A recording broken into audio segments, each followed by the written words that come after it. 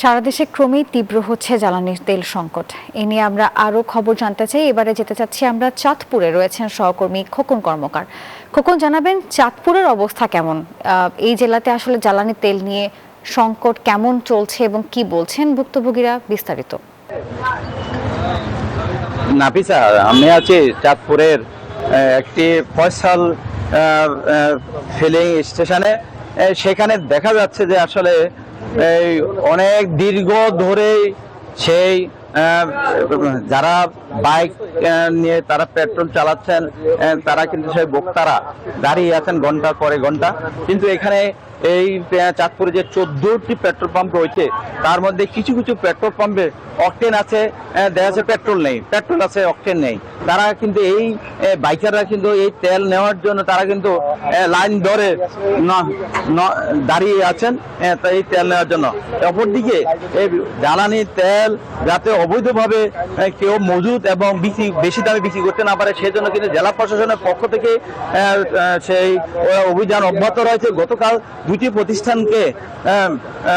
দুটি প্রতিষ্ঠানের মালিককে কিন্তু সেই অবৈধভাবে তেল মজুদ এবং বেশি দামে বিক্রি করার দায়ে তাদের 1 বছর করে সশ্রম কারাদণ্ড আর 5,000 টাকা জরিমানা করা হয়েছে।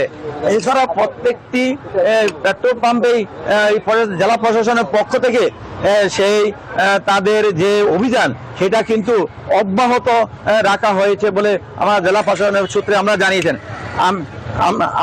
আমরা ফিরছি এখন আমাদের সহকর্মী নোয়াখালী আমরা ফিরছি এখন সেই নোয়াখালী সোহাগের কাছে। সোহাগ, তিনি নিশ্চয়ই এই জ্বালানি তেলের বিষয়ে সেখানকার পরিস্থিতি জানাবেন। ধন্যবাদ খোকন, আপনি যেমনটা চাঁদপুর থেকে জানিয়েছেন, আমি আছি নোয়াখালীতে। আপনাকে আমি জানিয়ে রাখি যে নোয়াখালীতেও আপনি চাঁদপুরে যেমন আপনি চিত্র দেখিয়েছেন, নোয়াখালীতেও আসলে গত 15 থেকে 20 দিন থেকে ভয়াবহ চিত্র দেখা দিয়েছে।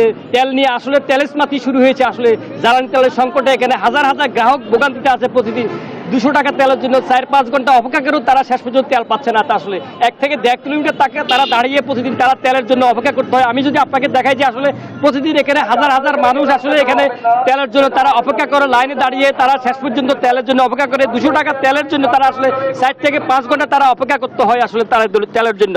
এবং বিশেষ করে আবার রাত 10টার পরে তেলের পাম্প বন্ধ হয়ে যায় এবং তারা তেল পায় না। লাইনে 1 কিলোমিটার লাইনে থাকলেও শেষ পর্যন্ত পাশাপাশি এসেও তারা শেষ পর্যন্ত তেল পাচ্ছে না। 4 ঘন্টা দাঁড়িয়ে থাকার পরও তারা অটোর সময় তেল পাচ্ছে না আসলে। তো এটি আসলে চরম ভোগান্তিতে হাজার হাজার মানুষ, বিভিন্ন পেশাজীবীর মানুষ আসলে এখানে চরম ভোগান্তিতে আছে। আসলে আমি একটু জানতে চাচ্ছি আপনার কাছে যে এই যে তেলের যে ভোগান্তি, আপনারা 4 ঘন্টা দাঁড়িয়েও আসলে 200 টাকা তেল পাচ্ছে না, আপনার সংক্ষেপে কি বক্তব্য?